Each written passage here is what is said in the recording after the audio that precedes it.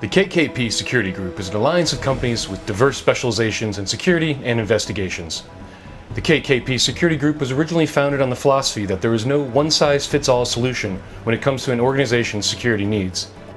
Now that you are part of the team, we want to make sure that you are aware of all the paths to success within our organization.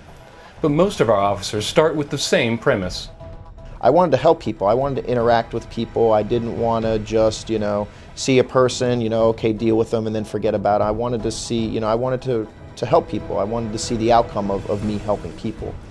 Ashley had the drive KKP was looking for. My first interview, I said, I want to learn everything that you can give me. Basically, I'm a sponge and let me soak in everything you got.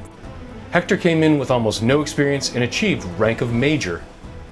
I started here unarmed. I worked a couple of different sites, and then they offered me an armed position, a Romeo Alpha position, which is just a level underneath the Special Services Group, which is what I really wanted to get into.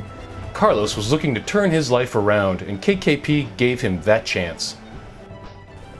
Before I started here at Critical Intervention Services, I was actually involved in my youth in a local gang in the Carrollwood community in Tampa. I actually ended up losing my mother to a battle of cancer that she had for a number of years. And I had made a decision at that time to change my life, essentially to make my mother proud. And I thought, what better way to do that than to do the exact opposite that I was doing, instead of damaging the very community that I used to reside in, actually help it in some way. And Rob learned the meaning of carpe diem. Sometimes certain things befall certain people and they don't run with the opportunity. But when I found the opportunity to become an instructor, as I said earlier, I found that I was going to be tasked with something entirely different than I was tasked with in the past. Again, giving me a new opportunity to teach students in general. You can choose a career with Critical Intervention Services, Aegis Protective Services, CIS Tech, or S2 Safety and Intelligence Institute. With all the various training programs and numerous career paths, you can advance rapidly and achieve your goals. The way you're recognized here in CIS is, and I always used to tell my guys in the field, is let your work speak for itself. Everybody can have a background and talk about it, and that's great, but if you've really got to demonstrate who you are as an individual through your actions, through your work ethic, through the way that you're doing things here. I came to CIS to interview for just an admin position, and that's when they hired me and put me into operations as an operator. I moved into HR after 90 days. I expressed that I was wanting to be fed more. I wanted to learn more, learn as much as possible, and they gave me the opportunity to move into HR. And I did that for about 6 months, and then they moved me into a scheduling position. Ashley was sure about an administrative path, while Hector had to overcome worries about career advancement. I had somewhat of a reserve to get into it, just for the fact that, the stereotypes, the unprofessionalism, sometimes lackadaisical attitude, or, people who are not striving as practitioners. Thought it was a dead-end job. And when I came to CIS, it was definitely a culture shock with the level of professionalism, the amount of training that I had the opportunity to go into, and the career advancements. It definitely changed my perspective of the private sector and the opportunities that it might give me. So it really opened to my eyes that, it really must be true, the things that they say they offer. My history here with CIS basically started in 2002. I started as an unarmed unit. Back then we used to have a risk management unit, which was all unarmed officers, which is now Aegis Protective Services, our sister agency. Got my foot in the door that way and started basically just rising through the ranks. I was able to get a lot of education through our S2 Institute, which is another sister company that we have. And CIS was able to provide that for me as far as training, so that I could further advance my career within the agency. Supervisors were telling me, hey, we're putting you in for this, they're going to look at you and they're going to wind up, you're going to have the opportunity to expand yourself as not only an officer for the agency, but again, your file and training and all that you can do. You have to be self-driven, in order to make this what it is. It's like anything else. You get you get out of it what you put into it. They don't allow you to give up. If you take on a task, they're going to expect you to finish it. So it's definitely a good place to learn and grow professionally and personally. They give you a lot of opportunity to do so. And Hector was given one of the greatest opportunities of his career. Well, the chief told me that Casey Pullen, the CEO, chooses the command staff of the agency. There was a lot of things going through my mind, and I remember going to his office and him sitting behind his desk and greeting me and shaking my hand and asking me what I thought about the agency. And I just gave him from my perspective of what it was. He was going to take a chance and give me an opportunity, and he gave me one of his books, and he reminded me of the great responsibility of leadership.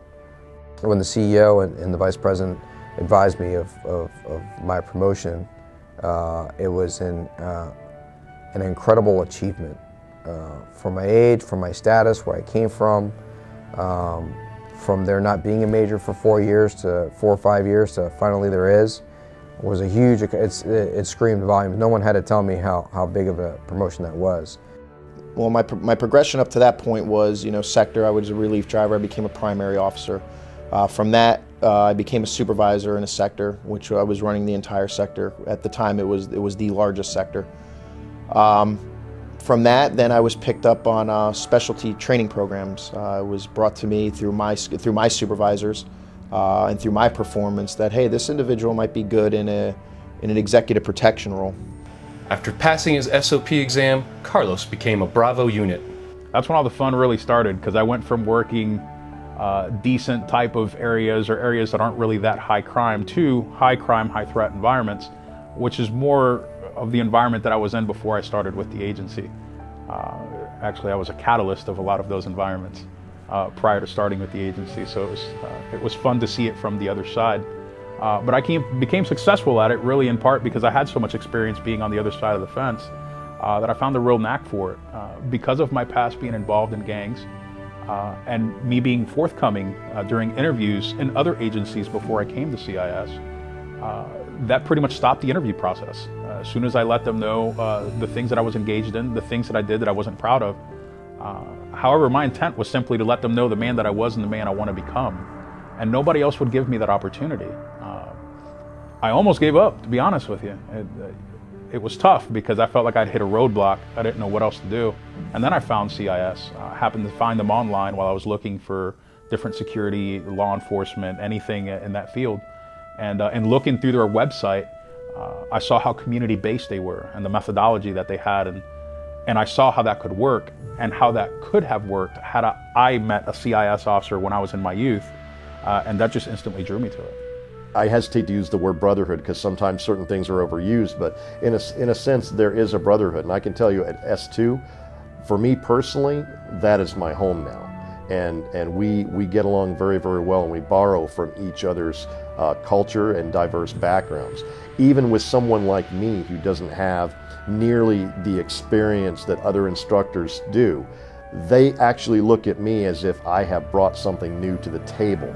So for me, the paycheck is not the cure-all for me. The paycheck is, you know what? I feel like I belong here. This is where I need to be. I'm productive and I feel like I'm home.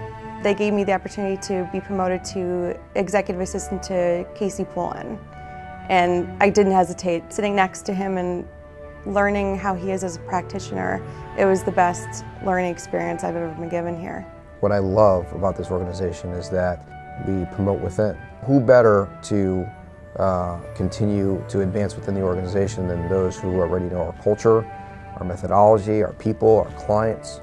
I stay here because I want to make sure that the folks that I have seen long before I came into CIS are armed with those tools and those skill sets, those tools for their toolbox.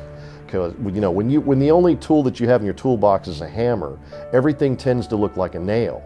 And if you've got more tools for your toolbox, you know how to deal with certain things. Know that verbal judo. Know de-escalation techniques. What is use of force? When do I use use of force? You have all kinds of options. We're going to work to hone the skills of those students to make sure that they understand the best options that they have are the ones that they need to think through. Just because you have those tools doesn't mean that that's the best option. We're client-based. That's what we do. We are client-based. So learning how to deal with clients' issues, what they expect, making sure that we're delivering what we're saying we're delivering is very, very critical in what we do, and that is the thing that really stuck with me during the phase with CRO was, if we promise to do something, we're going to do it. We do what we say. I strongly believe that you should come to work here only if you feel like furthering your career and really becoming a difference in the community that you're going to get to work in. Become involved, love what you do, and cherish every moment of it. You will have that opportunity here if you come to work for Critical Intervention Services, that I guarantee. Take some advice from these practitioners. Utilize all of KKP's resources and training opportunities to become one of the elite at KKP Security Group. Thank you for your time.